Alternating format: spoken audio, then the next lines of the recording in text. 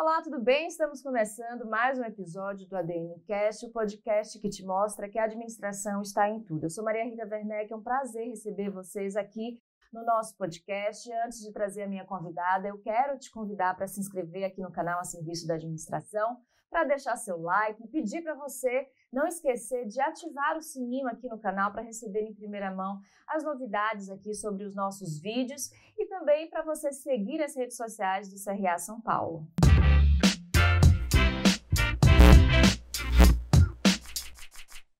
Bom, hoje o nosso episódio é sobre economia do cuidado e para esse bate-papo eu tenho o prazer de receber a Camila Santos, que é LinkedIn Top Voice e Head de Projetos na Before People. Tudo bem, Camila? Seja muito bem-vinda. Obrigada, Maria. É um prazer estar com vocês. É um prazer estar aqui no CRA São Paulo. Vamos lá.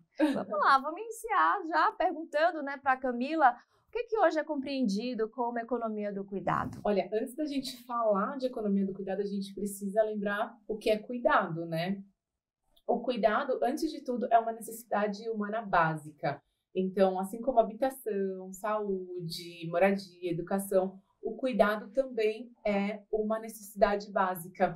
Só que no sistema que a gente vive, sistema socioeconômico capitalista, as necessidades humanas elas acabam ficando em segundo plano, né? A economia do cuidado ela vem justamente para visibilizar o cuidado, né? O quanto ele é um pilar que sustenta não só a economia, mas a política e as pessoas que fazem com que a roda gire, né, no final do dia. E é muito bacana você falar isso, porque durante o nosso programa eu vou trazer alguns números que vocês vão entender o quanto a economia do cuidado é relevante, né, na economia mundial. Mas antes disso eu gostaria de fazer até uma provocação, Camila, porque se a gente está aqui hoje gravando esse programa, é porque alguém está na nossa retaguarda, né? Se você está vestida, você teve alguém que, de alguma forma, né, te ajudou a cuidar da sua roupa, ou você que me falou que é mãe, né? Então, você tem alguém que também está cuidando dos seus filhos, não sei se você tem mais de um filho, duas filhas. Então, há essa retaguarda necessária que também é relacionada à economia do cuidado, né? E muitas pessoas não se perguntam sobre isso. Será que a pessoa que está cuidando de mim, ela está sendo remunerada? Se ela está sendo remunerada, será que ela está sendo bem remunerada? Aí vem a minha pergunta, Camila, qual a importância de se fazer esse questionamento, né, sobre todas essas pessoas que estão envolvidas nesse backstage da nossa vida, né? Sim. E que particularmente são mulheres. Sim, exatamente por isso que você falou, Maria.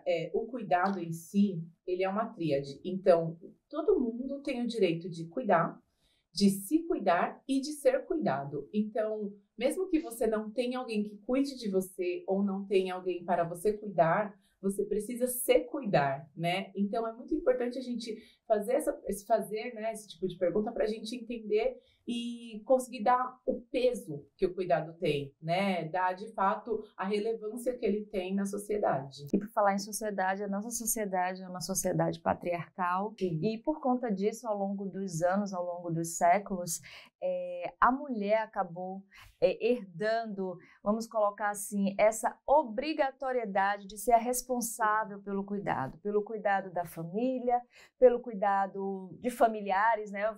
Família, quando eu falo filhos, esposo, na tradicional família, mas a gente sabe que existem outros formatos de família também. Mas, infelizmente, a mulher acaba sobrecarregada em relação ao homem. Eu gostaria de saber, na sua opinião, como é que a gente pode desassociar a economia do cuidado da questão de gênero, né? Eu vou ser um pouco redundante, porque a única forma de tirar o cuidado da exclusividade das mãos das mulheres é tratando ele como, de fato, um direito, né? Isso já tinha acontecido. A ONU Mulheres, a Organização das Nações Unidas regional, né, da América Latina, tem feito conferências, e aí eu até trouxe uma colinha aqui, a Conferência Regional da Mulher da América Latina e do Caribe, é o maior fórum intergovernamental da região, né, da América Latina, e dentro dele já foram realizados alguns consensos.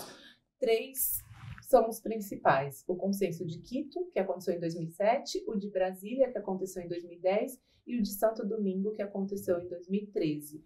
Nessa agenda de consensos, foi definido que o cuidado é de fato um direito.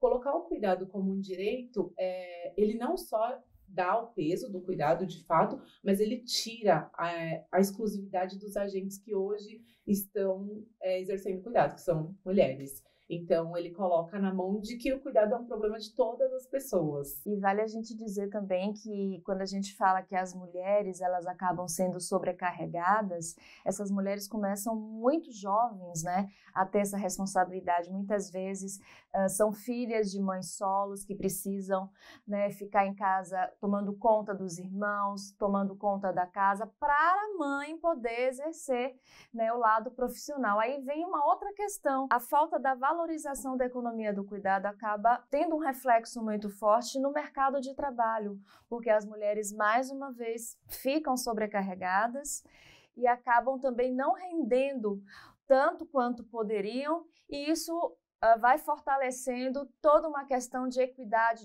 a falta de equidade de gênero, né? Gostaria que você falasse também como é que a gente pode encontrar essa questão da economia do cuidado no ambiente corporativo, quando a gente fala de equidade de gênero. O cuidado, hoje, ele ainda é tratado muito como uma questão da família, uma questão familista, né? Então, quando a gente vai olhar para dentro das famílias, consequentemente, ele cai na mão das mulheres e meninas, né?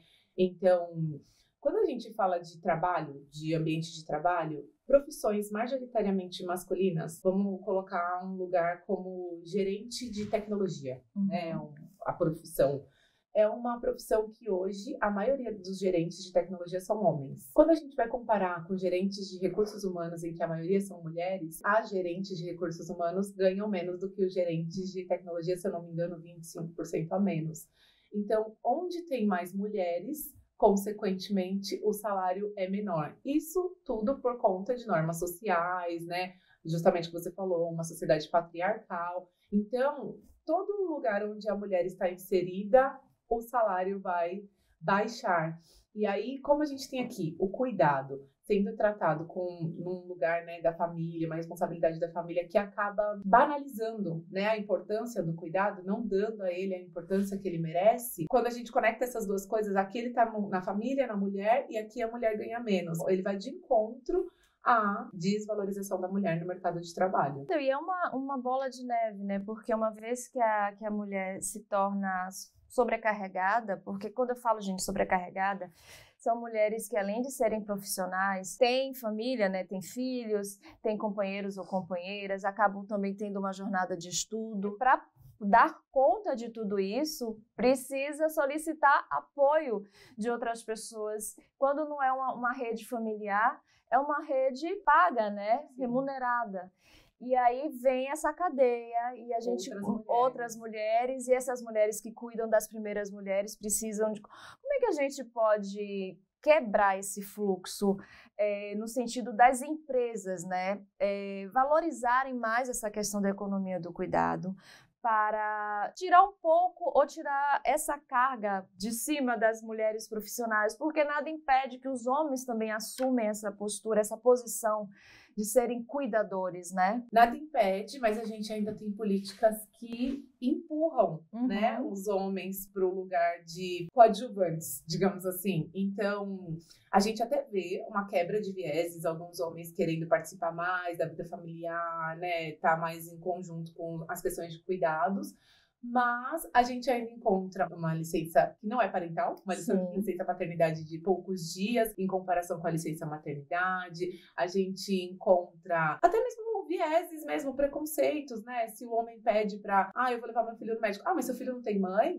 Né? A gente ainda ouve muito isso. Então, a gente precisa começar a quebrar essas normas que já estão impostas aí por anos e anos a fio, né? Essas relações sociais que a gente vive, para quebrar esses paradigmas. Essa é a primeira coisa que a gente precisa fazer. E como fazer? A partir do cuidado como um direito de todas as pessoas. E sempre lembrando que o cuidado é essa tríade. Eu gosto de ser redundante nesse ponto, porque o cuidado não é só eu cuidar de você, ou você cuidar de mim. É eu me cuidar, né? Eu ter a possibilidade, o tempo, a oportunidade financeira também de me cuidar, o acesso ao cuidado também, né?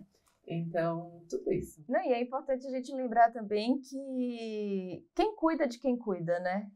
Como é que fica essa estrutura? A gente, como já foi dito aqui, vive numa sociedade patriarcal, machista. Vamos novamente falar que a mulher acaba sendo sobrecarregada de várias maneiras.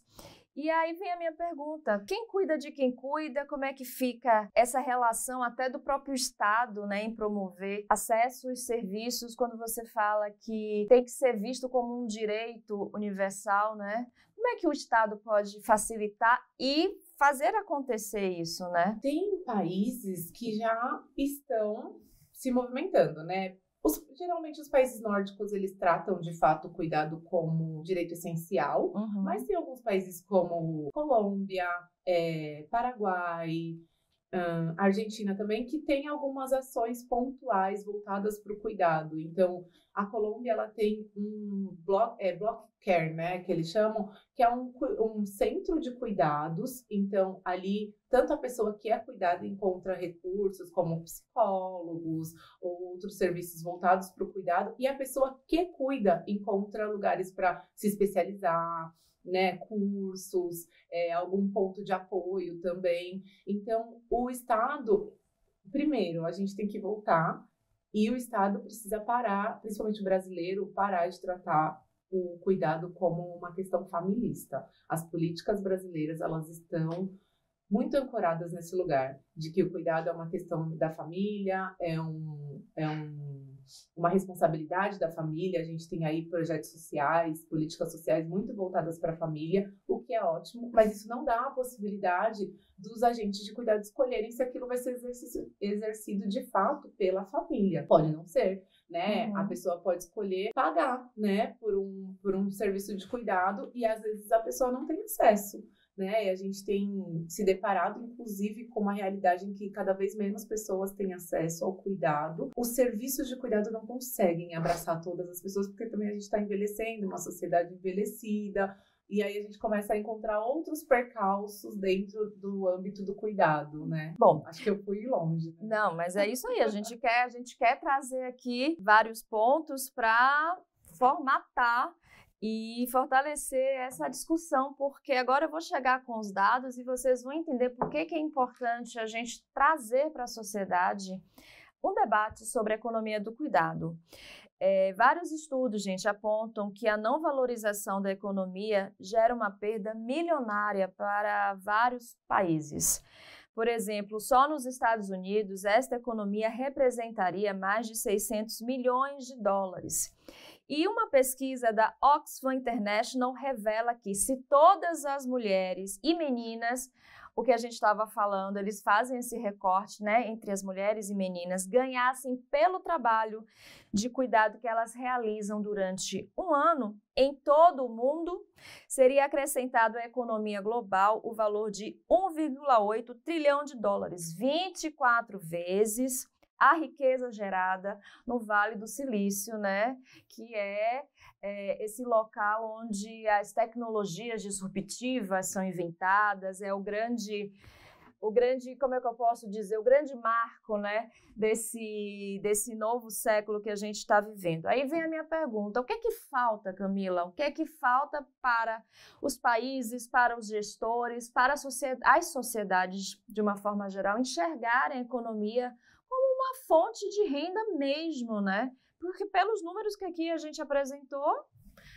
nossa, faz toda a diferença na economia global. Por que isso não funciona? O que falta é, de fato, profissionalizar o trabalho, né? Tirar ele do amadorismo, porque hoje ele está muito na mão das famílias. Então, acaba que tá mesmo essa atmosfera de não é tão relevante, esses números não são tão importantes, mas uma vez que a gente profissionaliza, então, gera mão de obra, né? Profissionaliza pessoas para exercerem de fato o cuidado, dá acesso para as pessoas para que elas possam pagar pelo cuidado. A gente vai ver essa roda girar. Hoje a gente não vê porque ele está dentro da família, e aí a gente vai bater em lugares, Maria, que são muito únicos, né? Que são crenças, culturas. Então, na América Latina, as mulheres exercem muito mais cuidado do que, por exemplo, na Europa, né? No Canadá, por exemplo, as mulheres, elas exercem 1,5 a mais do que homens em cuidado, né? Exercício de cuidado. Já no Brasil, na América Latina, 7 vezes mais. Na Índia, 8 vezes mais. Então, para você ver como bate num lugar muito cultural, né? Então, a gente vai precisar bater em crenças para depois vir trabalhar um pouquinho a questão de tirar ele do amadorismo, profissionalizar de fato o cuidado. E quando a gente fala de Brasil, Camila, o que é que está sendo feito, né, para a gente profissionalizar a economia do cuidado? Você está acompanhando alguma movimentação? As políticas ainda são muito voltadas, né, no caráter familista, então eu não tenho visto grandes movimentações na formação de profissionais, né? Ainda as normas sociais são muito arraigadas, então mulheres ainda são a maioria de professoras do ensino básico, mulheres ainda são a maioria nas áreas da saúde, né? Babás, cuidadoras. A gente teve aí no passado uma profissionalização, uma regulamentação das empregadas domésticas, isso foi um avanço no setor de cuidados, mas a gente ainda vê pouco sendo feito, né? Não se fala sobre salário base dessas pessoas, por exemplo, né? Essas pessoas não têm sindicatos, então a gente fica ainda tratando o trabalho como ou um segundo trabalho, né, um trabalho de apoio, assim, banaliza, né, o trabalho achando que qualquer pessoa consegue fazer. Qualquer pessoa consegue cuidar, e nem todo mundo consegue, né? Então, quando você leva ele para o lugar da família, e geralmente vai para a mulher, né, para a mão da mulher, ela cuida, mas às vezes ela nem tem recursos, né, recursos técnicos, recursos financeiros, o recurso de tempo também para cuidar, mas muitas vezes isso é deixado como dá para fazer, né? Banaliza um pouco o cuidar. Camila, aqui a gente fez um programa sobre parentalidade com o Leandro Ziotto, e entre as perguntas a gente falou muito sobre a influência que as pessoas que trabalham no terceiro setor em prol desta causa exercem, né, na esfera política, né? A questão do lobby, de você estar sempre engajado, levando essa pauta. Existe esse movimento aqui em relação à economia do cuidado no Brasil? Você que faz parte, né, dessa frente, é uma das vozes, né, dessa pauta da economia do cuidado. Como é que é essa mobilização? Para quem, de fato, tem um poder da caneta que pode começar a desfazer e reestruturar uma nova realidade. Eu não sou acadêmica, né? E eu não estou na academia pesquisando sobre o cuidado. Tem muitas pessoas fazendo esse trabalho, pesquisando de fato e encontrando as melhores soluções e políticas para o cuidado. A ONU tem entrado muito enfática nesse assunto e trabalhado muito de perto.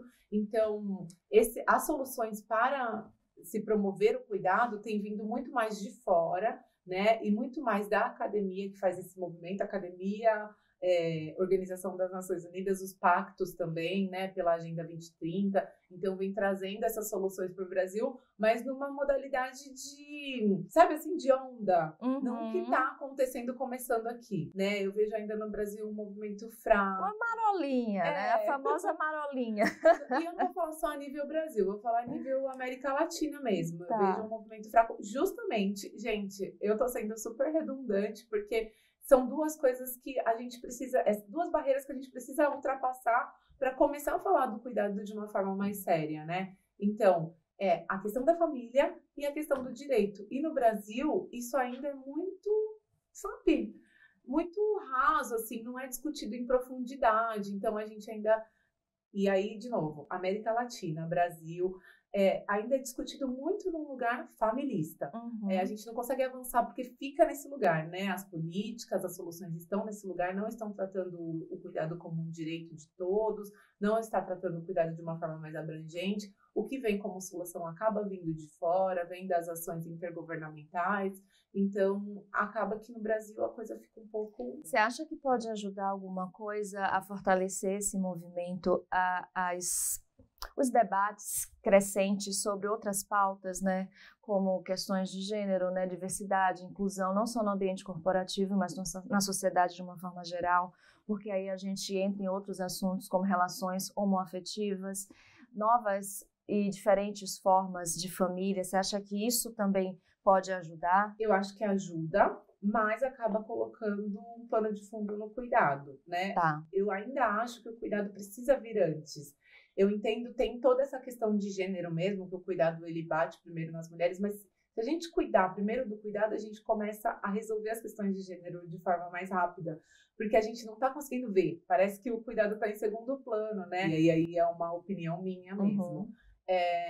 A gente vai conseguir mudar de fato essa conversa quando vier a partir das organizações, das empresas, de fato, porque as pessoas estão indo trabalhar, né? A gente está vivendo uma realidade em que as pessoas estão mais depressivas, mais ansiosas, e tá nítido que as pessoas precisam procurar cuidado, bem-estar. Muitas empresas já têm investido nisso como políticas de benefício, então dando o benefício do colaborador ter psicólogo, né, na empresa, ou a empresa mesmo custear uma terapia, ou a empresa custear uma academia, né, recursos para que ele se cuide de fato. Aí sim, eu vejo um movimento valorizando o cuidado, né? Valorizando o bem-estar, valorizando que a pessoa se cuide. Aí, se a gente abrir essas políticas de benefícios, hoje a gente tem muitas políticas de benefícios voltadas para filhos e filhas. Mas tem pessoas que cuidam de pais, mães, pessoas idosas. Na pandemia tivemos muitos órfãos, né? Tios, tias hoje que cuidam de crianças. Sim. Então, abrir essas políticas de benefícios, né? A gente fala políticas family friendly. Então, abrir essas políticas de benefícios para outras pessoas da família. E aí eu vejo que a via corporativa vai, de fato, promovendo mudança. Porque se a gente for olhar para a via política, eu fico um pouco desanimada de te falar. Eu ia até te perguntar, e eu não vou perguntar, se há, não vou dizer cartilha, mas se há possíveis caminhos. Por exemplo, pesquisando sobre o tema, eu vi que o Fórum Econômico Mundial, ele preparou um estudo, né, que justamente apresenta nesse estudo, nesse relatório, possíveis caminhos Sim. para os governos e para as empresas promoverem, né, essa política de economia do cuidado. É uma boa maneira para uma empresa, para um gestor que está nos assistindo, começar a pesquisar, começar a ver como ele pode implantar isso dentro da sua empresa ou comunicar isso a quem for de direito, né, conselho, enfim. O Fórum Econômico Mundial, ele foi bem enfático, né, sobre a importância do cuidado como um pilar sustentador da sociedade e o quanto nós estamos degringolando, digamos assim, por conta da falta de cuidado, né? Nancy Fraser, que é uma filósofa que eu gosto muito, ela fala que a gente vive hoje uma crise do cuidado. E a crise do cuidado, ela nada mais é do que uma crise social, como é a questão de gênero, como é a questão racial, são crises sociais. E aí a gente fala muito de crise econômica, muito de crise climática, mas a gente desconsidera que a gente vive também uma crise social. E essas crises, elas juntas, é o que, né, forma a crise geral, digamos assim. Então, uma não vai se explicar sem a outra. Quando a gente traz o cuidado e a crise do cuidado, de fato, a crise social para dentro da conversa, a gente consegue entender muita coisa do porquê a gente está vivendo uma crise climática, porque a gente está vivendo uma crise econômica, né? E é isso que o Fórum Econômico Mundial veio trazendo, né, no seu último reporte. E durante os artigos, ao longo do ano, ele vem batendo bastante nessa tecla. Eles vêm batendo bastante nessa tecla do quanto o cuidado é um pilar que sustenta a sociedade. Então, a gente pode considerar como um bom start esse documento, esse report. Eu acho que o report a gente pode continuar, assim, seguindo ele. E eu acredito fortemente que os próximos, talvez o próximo do próximo ano, eles continuem ainda batendo nessa tecla. A ONU também tem batido bastante nessa tecla, porque eles têm olhado para o cuidado, de fato, como um pilar. 10 anos atrás não era, né? Não era olhado como um pilar. A gente ainda estava falando sobre questões de gênero e a gente tem... Acho que a gente encontrou uma barreira, né? A gente chegou aqui e falou, nossa, o que está impedindo a gente de avançar? É isso, né? A gente não está olhando para o cuidado como ele deveria ser olhado, de fato. E caso a empresa queira se aprofundar nesse assunto, existem consultorias direcionadas para esse tema, né, Camila? A Before People, inclusive, que é a consultoria que eu trabalho, a gente trabalha, né, esse tema, a gente oferece consultorias, treinamentos também porque a gente precisa considerar que nem todo mundo está nesse lugar de entender, sim, né? Sim. O cuidado como, de fato, um pilar. Então, a gente precisa educar as pessoas, sensibilizá-las. A gente, como eu te falei no começo, a gente precisa trabalhar cultura, crença. Então, é de fato um letramento, né? Um letramento social. Quando a gente fala em quebrar normas sociais, quebrar aquela norma de que quem cuida é a mãe, quem cuida do filho é a mãe, quem fica em casa é a mulher, que a mulher não pode ser uma profissional que viaja porque ela tem casa e família, e o homem pode. Quando a gente quer quebrar essas normas sociais, é a partir do letramento, né? Porque a gente não pode esquecer que você pode até dar recursos para que essa mulher seja uma líder e para que ela trabalhe viajando e tudo mais, mas se aquela mulher não se sente confortável em exercer essa função, se ela não se sente confortável em deixar sua família e viajar porque ela está presa ainda em algumas normas sociais, aí também é um problema, né? Então a gente precisa também trabalhar com essas pessoas. Vocês perceberam que tudo está amarrado? A questão da baixa frequência de mulheres em cargos de liderança, não é só uma questão de gênero. Prioritariamente, sim, a gente tem os vieses de gênero, mas também tem essa questão, né, da educação da nossa sociedade, que a mulher tem que estar cuidando, né, tem que estar trabalhando, porém dando atenção à sua família. Se você prioriza mais uma carreira, que tipo de mãe é você? Então tem tudo isso, né? Uma coisa liga a outra. Então são vários vieses, vários pilares, né, que precisam ser derrubados para a gente ter uma sociedade igualitária de fato, né? Bom, a gente ainda falando sobre esse processo de consultoria, como é que você enxerga a recepção das empresas? Eu imagino, obviamente, que se uma empresa contrata o trabalho da Before People, ela está querendo se engajar, ela está querendo esse letramento mesmo. Sim. Mas quando vocês apresentam propostas, projetos, como é que eles encaram? Porque é uma grande transformação, né? É uma grande transformação e as empresas ainda encaram de uma forma tímida. O que me dá a impressão é que as pessoas que estão na agenda do ESG ou dos direitos humanos dentro das organizações, elas ainda não conseguiram entender a amplitude, né? As pessoas ainda se sentem presas à questão da licença parental, né? Elas ainda ficam na solução da licença parental, mas existe um mundo de coisas para se explorar. Quando a gente fala de cuidado, a gente precisa entender quem são as pessoas que estão nessas organizações, né? Então, se a gente está falando de pessoas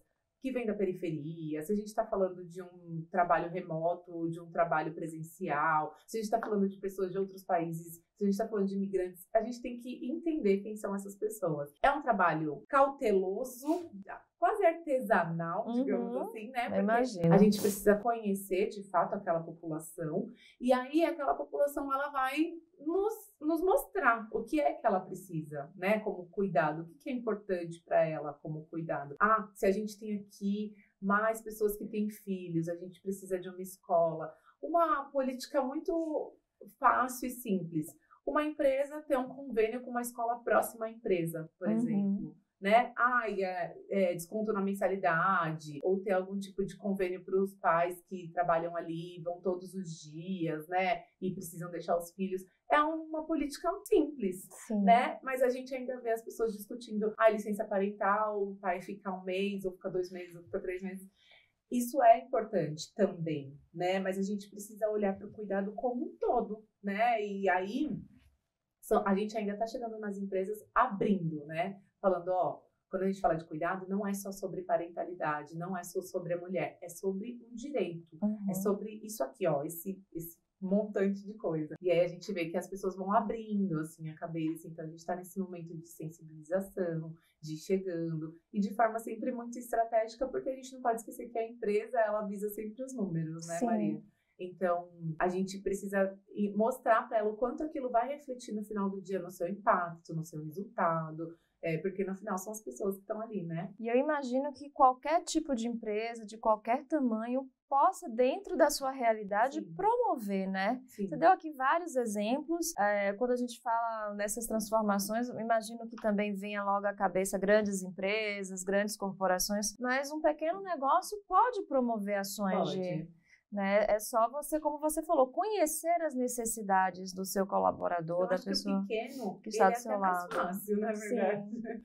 porque tem um grupo ali de pessoas, eu conheço inclusive eu sou da Baixada Santista, né? Conheço uma empresa em Santos, pequena, eu acho que eles têm 10 funcionários, e aí eles se organizaram, todo mundo ali tinha, a maioria das pessoas tinham filhos, e eles se organizaram para criar um coletivo, né? Uma pequena creche dentro da organização. Que bacana. E aí ali eles deixavam seus filhos, trabalhavam no escritório, e vez ou outra ia ali ver o filho e tudo mais. Depois as crianças cresceram, eles foram se reinventando, né? Criando outras modalidades. Mas assim, aquela era uma necessidade urgente, porque a maioria das pessoas tinham filhos pequenos naquele momento.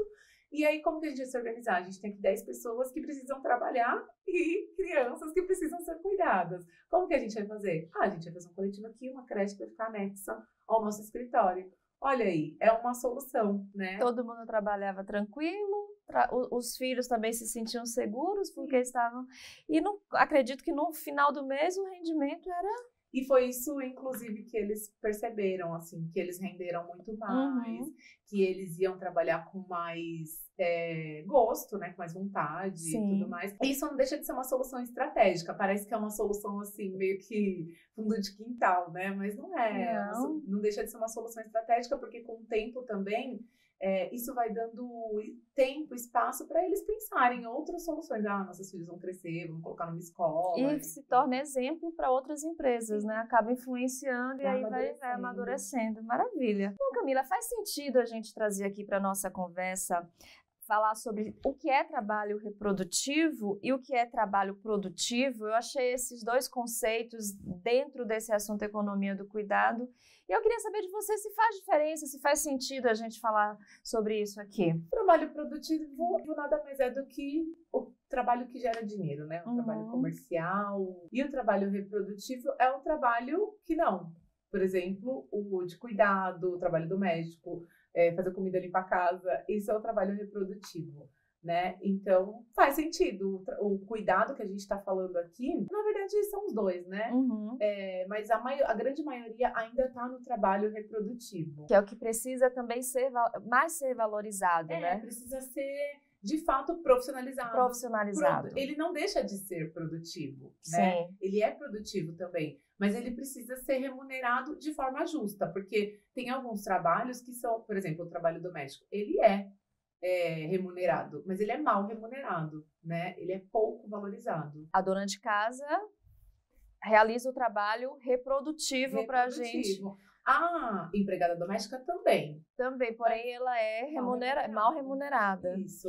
Perfeito, compreendida. Só para a gente trazer essa diferenciação, porque caso você vá, né, buscar mais informações, encontrar esses dois conceitos, só para a gente não passar por eles batido. Bom, fala pra gente agora sobre você, como é que você chegou até esse tema, né? Como é que você se viu uma profissional, uma executiva que lida com essas questões de diversidade, de inclusão, economia do cuidado que a gente está trazendo hoje? Eu sou engenheira por formação, né? A engenharia é uma área majoritariamente masculina, né? E quando eu fui me formando, ao passo que eu fui procurando trabalho, procurando emprego, eu recebi várias portas na cara, né? Dizendo que ali não era o meu lugar, e eu ouvi exatamente como eu estou te falando. Não procure emprego na área porque você não vai conseguir, porque você é uma mulher. Eu não contrato mulher. Eu ouvia desse jeito, né?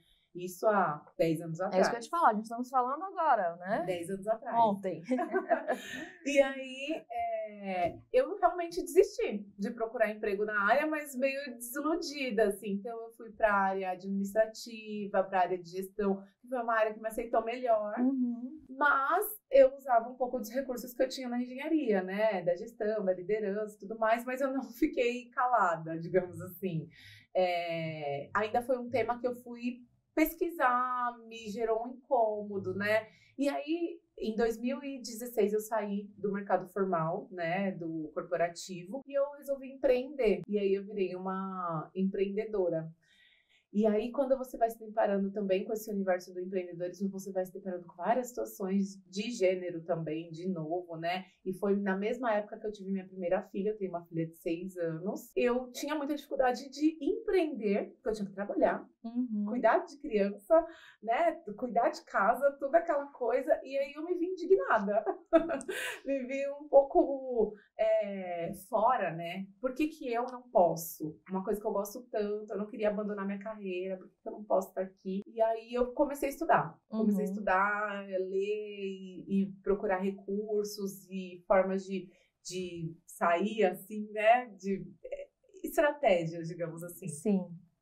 E aí eu conheci a Ana Nabavon, que é a dona da Before People, CEO da Before People, e a Ana me convidou para trabalhar com ela. E aí eu vi que só uma mulher mesmo para, sabe, levar a outra, para entender, assim, as agruras ali que eu estava sentindo nessa minha ânsia de ter uma carreira, mas ao mesmo tempo vivendo a maternidade, né? Então, eu já falava muito sobre as questões de gênero, no LinkedIn mesmo, nas minhas redes sociais, e trabalhando na Before People, que é uma consultoria de ESG, direitos humanos, me profissionalizou, assim, digamos, sabe? Eu consegui profissionalizar aquelas coisas que eu falava bastante. Dentro da Before People, trabalhei, comecei como consultora, na verdade não, comecei como assistente, depois como consultora, e aí hoje eu sou head de projetos lá. Então a gente toca projetos que de fato fazem diferença dentro das organizações para outras pessoas, outras mulheres, outras pessoas no geral, não só mulheres. E o cuidado é uma coisa que eu fui vendo exatamente como eu falei, uma barreira, né? Eu via que eu não conseguia avançar porque eu precisava cuidar, ou porque eu não estava me sentindo cuidada. Então eu fiquei pensando, gente, não é possível, porque eu não consigo ir porque eu preciso cuidar. Eu compro, né, pago alguém para cuidar da minha filha, pago uma escola para cuidar dela, mas eu preciso ainda estar lá. Alguma coisa está errada, né? Sim, essa matemática não está batendo, então, né? foi aí que eu conheci a economia do cuidado e, assim, eu me encantei, comecei a estudar, estudo até hoje, porque não dá para parar, né? Mas eu ainda encontro muitos entraves aqui nas pesquisas brasileiras. Existem pesquisadoras e pesquisadores ótimos no Brasil, mas ainda são poucos, né? Então, tudo que a gente conhece do cuidado, ele vem de fora, são soluções que vêm de fora, ou são soluções que vêm de uma forma muito da percepção e da observação, né? Da pesquisa, da análise, da observação. Então, tem bastante gente falando também sobre isso, e a gente vê, às vezes, de uma forma muito descentralizada da academia, mas pouco documentada ainda. E uma curiosidade, você, mulher, a Ana, mulher, homens nesse mercado de consultoria sobre economia do cuidado, eles também estão participando, porque eu estou querendo fazer essa relação, né? Mulheres falando sobre cuidado, a preocupação para a valorização da economia do cuidado. E os homens, eles estão participando? Você tem colegas, você quando vai participar de eventos sobre o tema, você vê homens também trabalhando nessa pauta? Vejo, mas eu vejo poucos, né? O próprio Leandro, né? Eu percebo que os homens, eles têm algumas barreiras para enfrentar também, né? Eles precisam trabalhar com a questão da masculinidade. Outro dia eu estava falando, inclusive, com um cliente nosso sobre o quanto ele ainda encontra barreiras na masculinidade, né? E os homens, eles têm essa ânsia de romper com esses ciclos, mas sozinhos, né? Sozinhos eles não conseguem encontrar uma solução. Então, às vezes, a empresa promove rodas de conversa, trabalhos em grupo, ou possibilita que ele faça uma terapia, né? A masculinidade ainda bate em lugares muito sensíveis, né? Dos homens. Então, eles precisam combater essa barreira, mas eles têm muito interesse. Eu vejo bastante homens, assim, timidamente se interessando, né? Homens do meu convívio, inclusive, né? E aí não tem como conviver comigo sem ser um pouco educado, porque aí eu vou e falo, não é por aí, vamos lá, né? Não é função só da mulher, então eu acabo educando também os homens ao meu entorno. Maravilha. E vale também a gente ressaltar aqui que quando a gente fala economia do cuidado, a gente está falando de cuidado físico, mental, estético, assim, tudo que seja voltado para o bem-estar da pessoa, não é isso? Porque às vezes vocês podem, né, as pessoas que não estão familiarizadas com esse assunto podem estar se perguntando, mas que cuidado é esse? São todos esses cuidados, né? Os remunerados e os não remunerados. Porque de forma integral. De forma integral. A gente está falando de saúde, a gente está falando de bem-estar mesmo, como você falou, psicológico, né? Hoje, inclusive, estava conversando com uma amiga e falei para ela que eu não concordava com o fato de que a mãe, ela precisa ser mãe, independente de qualquer coisa. Nem sei se a gente pode falar aqui. Pode, fica à vontade. Mas eu acredito que para eu ser uma ótima mãe, eu preciso estar bem comigo mesma, né? Eu não posso estar frustrada comigo ou com algum outro problema, ansiosa ou com uma mulher que está num estado depressivo. Como que ela vai ser uma boa mãe? Aí algumas pessoas ou as crenças populares falam, esquece isso, porque agora você é mãe, você tem que olhar pro seu filho. Esquece isso, porque agora você tem um pai e uma mãe. Morreu a mulher, nasceu a mãe, né? Eu não consigo acreditar nisso, né? Eu não consigo acreditar que eu possa abandonar a minha carreira se isso não é da minha vontade. Porque se é da minha vontade, tudo bem. Mas se eu quero ter uma carreira, por que eu vou viver numa frustração, né? Pensando no que podia ter sido e viver pro meu filho. Aí depois a gente encara outras barreiras, outros problemas, as mulheres que acabam envelhecendo, e aí aquela síndrome do ninho vazio, e aí a gente vê toda uma cadeia, de fato, uma cadeia de problemas que se formam que poderiam ter sido resolvidos lá na frente. Nossa, são tantas coisas que a gente precisa enfrentar, tem a questão da síndrome do ninho vazio, a síndrome da impostora, a cobrança, né, também de você não estar acompanhando 100% a vida do seu filho, da sua filha. Como é que é possível lidar com tudo isso, Camila? Não é. Não é. Uma vez eu falei aqui no programa que as mulheres, elas são artistas em equilibrar vários pratos, né? Porque é verdade, é isso que acontece, né? Olha, o que resolveu para mim, como pessoa, foi análise, terapia, né? Que deveria fazer parte da cesta básica do país, sim, né? Ser um serviço público... Parte, é essencial. Sim, porque foi lá que eu comecei a quebrar a culpa, por exemplo, né? A culpa, ela é basicamente uma crença. Não há nada que sustente a culpa, né? Por que você sente culpa? E a gente sente, né? Então foi a partir da análise, da terapia que eu fui tratar essa culpa. Então eu lembro uma vez, você falou aí do passar tempo com seu filho, né? Eu lembro uma vez que eu falei, porque eu trabalho muito, não tenho tempo com as minhas filhas, né? E eu fui entender que às vezes é melhor que você passe 1 hora no seu dia, mas que seja de qualidade, do que passar 10 horas sem cabeça, né? Sem querer nem estar ali. Você tá querendo estar em outro lugar e você tá ali. Então, quando eu fui entender isso, ao ponto que eu fui entendendo, e aí tem uma outra questão, a gente vai falar de novo de maternidade, né? Mas eu acho que a gente pode abarcar isso para as outras áreas do cuidado. Não é que eu não gostava de ser mãe, porque eu passei por esse lugar também de, não gosto de ser mãe, né? Acho que a gente passa por, não gosto de estar aqui cuidando, não gosto, pode ser que não goste mesmo. Mas eu fui entender que eu não gostava de ser aquela mãe que me falaram que eu tinha que ser. Eu tinha que ser aquela mãe que se dedica 100%, que esquece de você e olha só pro filho. Sim. Eu não gostava de ser aquela mãe. Eu não gostava de ser uma mãe em alguns moldes, dentro daquele molde, né? Aquele molde não funcionava para mim. E aí isso é uma coisa que eu bato sempre, né, nas redes sociais. Eu gosto de ser a mãe que eu sou. Eu não gosto de ser mãe, né? A mãe padrão, né? A mãe... Não tem padrão, né? O padrão é o seu. É o seu, é a sua realidade, a sua realidade. Então, eu não gosto muito de... Eu gosto muito de falar sobre isso, assim. Que eu gosto de ser a mãe que eu sou. Porque só isso também, eu sou mãe de 2 meninas, né? Eu falei da primeira, de 6 anos, eu tenho uma de 3 anos também. Isso também é uma coisa que eu passo para elas, né? Vocês podem ser quem vocês quiserem. Vocês não precisam copiar um modelo social, né? Porque isso coloca a pessoa em sofrimento de fato. Então, olha, tantas coisas a gente precisa romper, tantas normas, tantos paradigmas.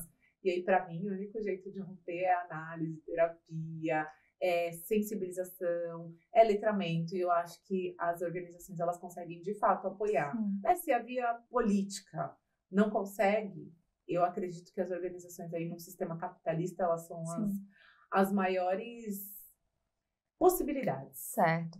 E sim, a gente está falando aqui de terapia, de análise, mas sim, a gente sabe que é uma realidade para pouquíssimas pessoas no país. Então, se você não tem acesso, né, a uma terapia, a um serviço de análise, a internet hoje pode ser uma boa fonte para você recorrer, para você procurar informações, ver que não é só você que está passando pelo mesmo desafio, né? Formar essa rede digital, que também é uma alternativa, né? Sim. Hoje em dia a gente consegue através da internet, né? Eu uso muito o meu Instagram, né? Assim, profissionalmente eu uso muito o LinkedIn. Sim. Mas o meu Instagram eu falo que é minha comunidade, porque lá às vezes eu trago muitas questões da maternidade ou alguma questão de fato com o cuidado pessoal, né, com o meu bem-estar. Então, não tô me sentindo feliz com o meu cabelo, um exemplo, né? Não tô me sentindo feliz com alguma coisa. Então, eu compartilho muito essas coisas no meu Instagram. É importante a gente criar essa sociedade. Foi uma coisa que eu falei outro dia, numa palestra que eu fiz, que as redes sociais não afastaram as pessoas, elas aproximaram, mas elas desumanizaram. Então, às vezes a gente esquece que todo mundo passa por aquela dificuldade, sim, né? A gente esquece que o outro também tá... Ai, nossa, tá difícil para todo mundo. Então, você olhar para o outro, né? Porque a gente tem tendência de olhar nas redes sociais e falar, porque ele tá melhor que eu. Sim, sempre aquela história, sempre o jardim do vizinho é mais bonito, né? Mas não, ele também passa por dificuldades. Outro dia eu falei assim, gente, se vocês quiserem ajuda para todo dia enfrentar um leão, podem mandar aqui na minha caixinha, porque todo dia tem leão para enfrentar. Então, senão um tem 2, 3, 4. Então, aproveitando que a gente já está falando de redes sociais, quem quiser te acompanhar aqui depois do nosso programa, te encontra no LinkedIn e no Instagram. Só. A gente já está colocando aqui os endereços, né, do LinkedIn, do Instagram da Camila, para você acompanhar, compartilhar. E para a gente encerrar, dica de leitura. Eu gosto sempre de pedir aqui aos nossos convidados e convidadas dicas de leitura sobre qualquer tema. Se você quiser sobre o nosso tema de hoje, perfeito, mas também pode ser um livro que tenha te emocionado, uma outra temática, fica à vontade. Olha, eu trouxe 2 livros voltados para o tema da economia do cuidado, né? E aí eu vou falar sobre eles, o Teoria da Reprodução Social, da Titi, eu não sei falar direito o nome dela. A gente vai colocar escrito aqui, então fica tranquila. Eu vou falar só Titi aqui para não errar o nome, mas eles são vários ensaios de vários filósofos e sociólogos falando sobre a reprodução social, que nada mais é do que a passagem de uma norma a outra, né? Então, as questões de gênero, como que elas passam de uma pessoa para outra, de uma geração para outra, né? E como romper esse ciclo, né? Cuidado e o Direito de Ser, da Tânia Pereira. Então, é um livro que ele trata, de fato, sobre direitos humanos e o cuidado como um direito, de fato. Então, para quem quiser se aprofundar, né, na economia do cuidado, esses são os livros que eu recomendo. Mas tem um livro que ele me fez despertar, assim, para o estudo da parentalidade, da economia do cuidado, e ir atrás de perguntar mais, que foi o livro Mães Arrependidas, né? Depois a gente coloca aqui o nome. A gente coloca aqui a autora, a gente completa. E todos os conteúdos da Vera Iaconelli, porque eu adoro, assim, ela provoca bastante, ela é uma psicanalista, ela é doutora, e ela é mãe também, então ela provoca muito a questão da parentalidade de uma forma muito prática e técnica, sabe? Então, essas são as minhas dicas. Maravilha, super obrigada pelas dicas, super obrigada por trazer esse assunto aqui pra gente. E eu quero, antes de encerrar, deixar bem claro, a gente aqui não está levantando bandeira a favor das mulheres e contra os homens, a gente só está deixando claro aqui que as mulheres acabam sendo mais sobrecarregadas quando a gente está falando de cuidado, economia do cuidado, os números comprovam isso, e a gente vive numa sociedade que mantém, né, essa estrutura social onde a mulher é aquela direcionada para o cuidado, seja ele de família, de familiares, de terceiros, enfim, a gente está buscando apenas uma equidade sobre esse assunto também, né? Mas, inclusive, ele estar exclusivo voltado para a mulher, ele também prejudica os homens, né? Então, por isso que a gente está falando, a gente quer, inclusive, que os homens venham, né, para dentro dessa conversa, para dentro desse grupo. Então, por isso que a gente está falando também de uma forma ampla do cuidado. Gosto muito de falar dele de uma forma como um direito, justamente para o que os homens entendam. Ele é um direito seu também. Direito universal. Você também tem o direito de se cuidar, você também tem o direito de estar com as pessoas que você gosta e cuidar delas, porque às vezes você quer também. E acaba não exercendo por conta de vieses, de preconceito. A carga de trabalho acaba sendo mais extensa, então a gente precisa também trazer os homens para dentro. Pronto. Dito isso, eu quero muitíssimo te agradecer, Camila, por você estar aqui com a gente. A gente já deixou os contatos da Camila. Prazer, e as portas estão abertas aqui para você. Obrigada.